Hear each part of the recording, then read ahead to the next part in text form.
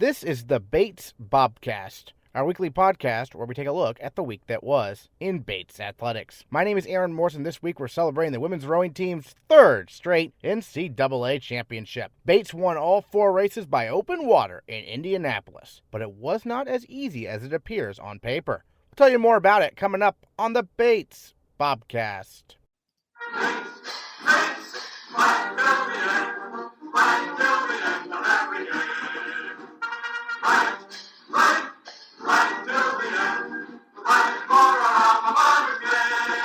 The NCAA rowing championships began with a delay. The Bates second Varsity 8 was supposed to begin its heat at 8:15 in the morning on Friday, but debris at the starting line forced a delay that lasted until 4 p.m. And when the second Varsity 8 finally got on the water, the Bobcats stopped rowing within the first 100 meters.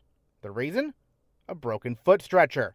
So all the crews went back to the starting line. After that, it was smooth sailing, with the 1V winning its heat by 7 seconds and the 2V cruising to victory by 12 seconds on the restart. Then on Saturday, both crews won their respective grand finals to clinch the national championship. It was second Varsity 8 Cox and Maya Seshan's first NCAA championships. The junior was presented with situations she doesn't normally see on a typical race day. She talks about having to restart the heat and a surprise challenge in the grand final. Definitely a little bit of a nerve-wracking experience. I think having a boat like the one I did, having Grace Martin sitting in front of me, having the rest of them backing us up, made making that call easy. It made making the call to stop and to have us restart that race, I think meant a lot. And so definitely a game time decision there. Very stressful, but I just tried to keep my calm. They kept their calm, and they made things easy for us. And, we came back stronger, I think, that second start, too. You have a grace period of, 100 meters to stop the race? Yes. You have 100 meters to stop. It's the breakage zone. It's marked by red buoys. We were just at the edge of it, very much at the edge of it. I'd say probably within a stroke of the end of the breakage zone. And, maybe 2 more strokes and we would have been gone. How were you alerted to it? Shouting in the boat. There was a lot of, which is not normal at all. So as soon as I heard that, as soon as I knew something was wrong, put my hand up, we got that race stopped, which was really great. Yeah. All right, so on the restart, how'd that go? Obviously pretty well. Yeah, I think for us, it's like Coach always says, you have to have the time, have to have the presence of mind to stop, to reset, take a deep breath, and then have things come back to where they were. So reset to that normal, and we restarted, and I think we felt great. Today's grand final for the second Varsity 8. Obviously, win by open water. Yeah. Early on, you were kind of close with someone. Yes, and you pulled away. we were. Yeah, we were pretty tight with WPI and Wesleyan, and we had a little bit of debris stuck in our skeg too. So running through the first half of the race course, definitely a little bit rocky. Things were a little bit tight. As soon as we came past that 1,000-meter mark, we started to lighten up, loosen up. It started feeling a lot better. And then 500-meter mark to go, something kind of slipped out of the skeg. We're free. We just zoomed ahead. It felt great, yeah. You tell me for the first 1,500 meters of this race, you were racing with debris in what now? Racing with like a little stick or something stuck in our skeg, and reached my hand into the water, pushed it out, and yeah. So, but you were still leading even despite that, right? Yes, we were. Yeah. What does that say about the strength of this crew? This boat is just unbelievable. This is an incredible crew. It's an incredible group of people, not only my boat, but everyone who's here. 1V, spares, coaches, obviously. We have the rest of our team backing us up, and I think this is just another testament to the fact that Bates rowing is deep and it's strong, and we're still here. So, yeah. How would you sum up your first NCAA championships? Incredible. I'm speechless, honestly. I keep stumbling over my words because it still feels like a dream. Yeah.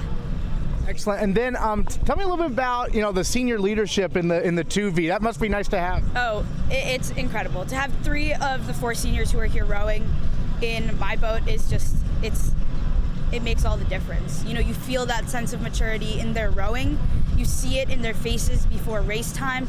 They're there to calm everyone down, keep them settled, keep them in line, and honestly, I need it sometimes too. So having those 3 people and all 4 of them who are here racing to back us up is just amazing. And then, to have people come from so far away to see us, like Hannah Smith and Katie Weidman, it's awesome.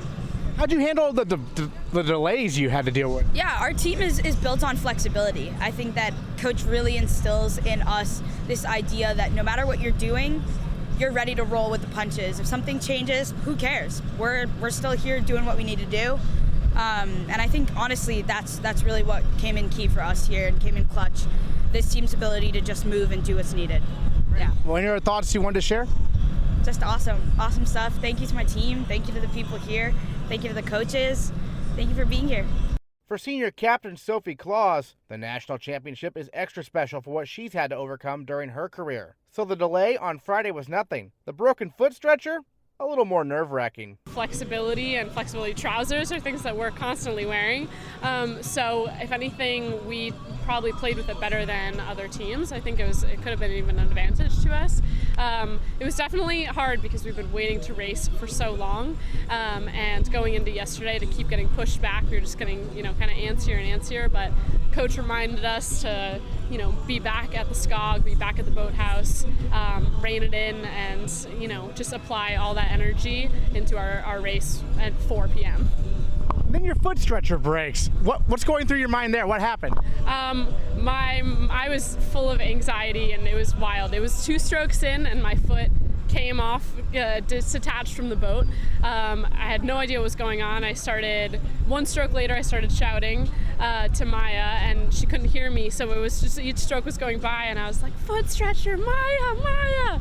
And thankfully, Emma York in front of me heard me and started yelling, and then Eliza Fisher started yelling, and then we stopped 1 meter within the breakage zone. This is the craziest thing, and I was like, I don't know what to do. I just started yelling, made that choice, I guess, and then we pulled off to the side and figured out that you could actually just clip the shoe back in. So it wasn't technically breakage, I guess, but it was, we at that time thought that if we had breakage at that point and it wasn't technically breakage, we were going to be disqualified from NCAA. So we were like, I'm on the line, I've just made this call, and I could have put the boat and the entire team in jeopardy, and we could be going home, and that was a lot in those few minutes. So yeah, you could say I was stressed, to say the least. Emma York and Lily Kinder behind me were really my rocks and patting my back as I was still looking at my foot off the foot stretcher, and then they came over, helped us fix it, and told us that we were just good to go back to the start line and try again. And we were like, okay, let's do it, let's go. We've been waiting all day for this. It's time to go. So, yeah. What would have happened if you had crossed the 100 meters? So I think that it would have been, I think we may have had to keep going. I'm not sure exactly. I think we could have stopped and then maybe it would be a false start. But the breakage zone is just 100 meters. So if a rigger had broken or my foot structure had actually broken, then that would have been a different situation. But the coxswains know all that information. It's coaches told us that the rowers don't need to know it, so that's fine by me. Yeah. But you not knowing it, you were a little scared. Oh, absolutely. I was terrified. I was like, please let this be breakage. Please let my foot stretcher go back. I don't want to go back to the dock. I want to just do this race. We've been waiting all day. And if this is the reason why we can't race, with debris and a foot stretcher, I don't know what I would have done. And then so today's race, I understand, Maya was telling me there was debris slowing down the boat for the first 3 quarters? Right, I didn't know about that until after we had finished, so I just was thinking, this is a tough race, and Wesleyan and WPI were really gunning for it and doing an amazing job, and same with every crew. But when we finished, then Maya and Mern and Phoebe were all talking about how this piece of wood had gotten stuck to our skeg, and we had added resistance for no reason, and just of course a classic move for this boat and this crew. Just makes absolute sense. Just for my edification, skag, what's that? The skeg is the part of the boat on the bottom that helps steer. So Maya's lines are connected to the skeg, and she can move it to help us move directions. And so it was caught on that, and just kind of adding a whole other element of resistance to our rowing.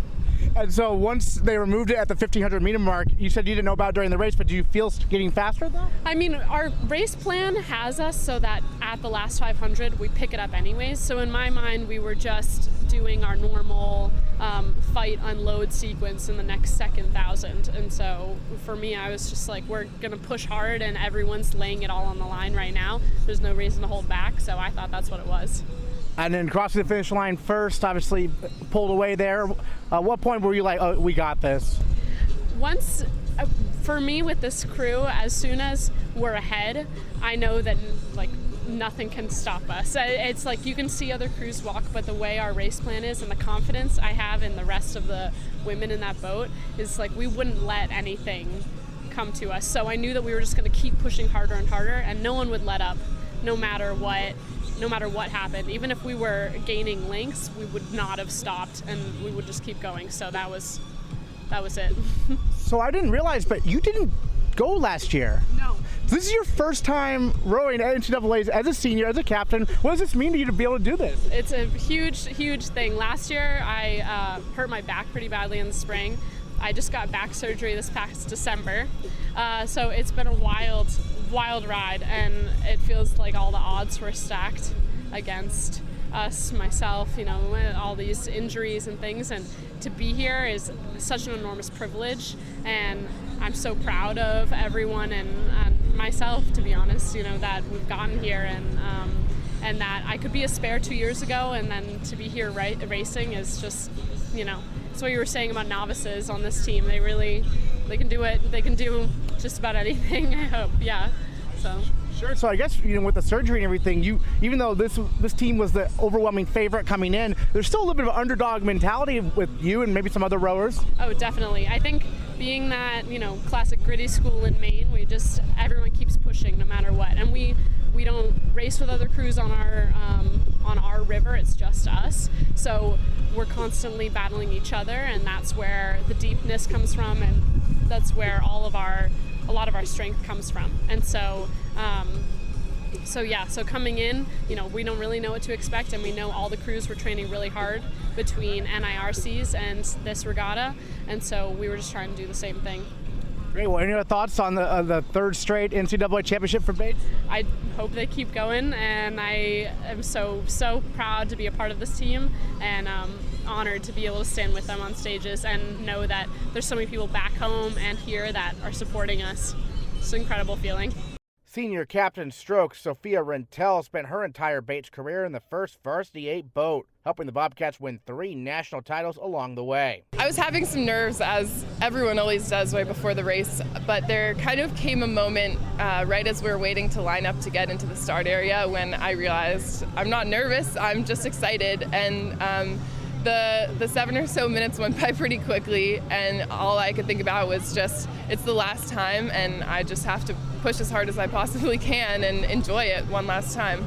So wind in your face a little bit? A little bit, yeah. It was a little windy out there, but nothing we couldn't handle, nothing we hadn't seen before. So when that type of situation, how does that change things, if anything at all, in terms of the wind blowing towards you?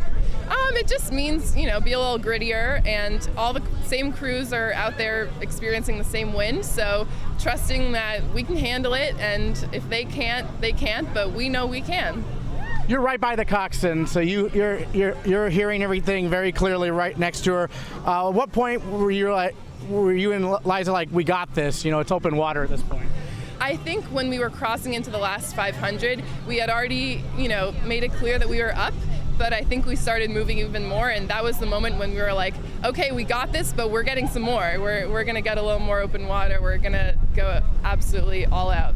The first day, the heats, the 2V, they had that kind of issue with the foot stretch or whatever. Were you aware of that, or were you already launched and not aware? Yeah, so we saw them start their race and stop it. We were waiting to line up for our race. So we were a little freaked out. We were worried that something happened, but we were sitting there, and the officials were telling everyone what to do, and we figured that they were all okay. The rowers, they were in good spirits. They really handled it like champions, and I think that reassured us that it was going to be okay. We were going to do it, and some of them told us after the race that when they were able to watch our race go down, it gave them that little confidence boost that it was going to be okay. We were going to do it. All the delays throughout both days, really yesterday. How'd you handle that? Honestly, we just handled it. We were used to being flexible. We like to say we wear our flexibility trousers, and we certainly did. And each time we got out here and thought we were going to race, we got ready, we got hyped. And then if they pushed the time back, we just said, okay, we'll chill out again and get hyped when the time comes. So obviously it wasn't a problem, but had you ever experienced anything like that before?